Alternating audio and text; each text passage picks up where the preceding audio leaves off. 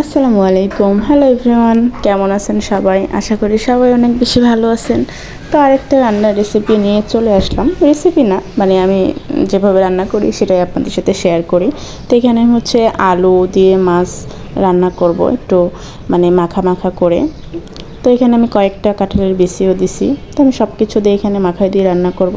তো আমি সব কিছু দিয়ে দিলাম, এখন হাতে মাখাচ্ছি। দেন পরিমাণ মতো পানি দিয়ে বসাই দিব। তো আমার মাখানো শেষ, এখন আমি পরিমাণ মতো পানি দিব।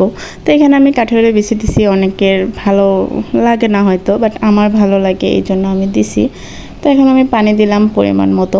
তো এই তরকারিটা আমার অনেক অনেক পছন্দ, অনেক ভালো লাগে খাইতে। মাঝে মধ্যে আমি এরকম ছোট মাছ, তারপর শিং মাছ, ট্যাংরা মাছ, এভাবে এগুলো দিয়ে রান্না করি। তো এখন আমি রান্না করব। তো চলুন দেখি। এই যে আমার তরকারি হচ্ছে, এখন আমি একটু মাঝখানে নেড়ে দিচ্ছি।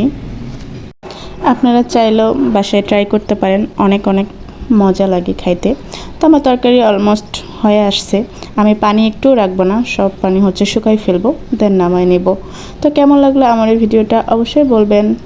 ভালো থাকবেন সবাই, আল্লাহ হাফেজ।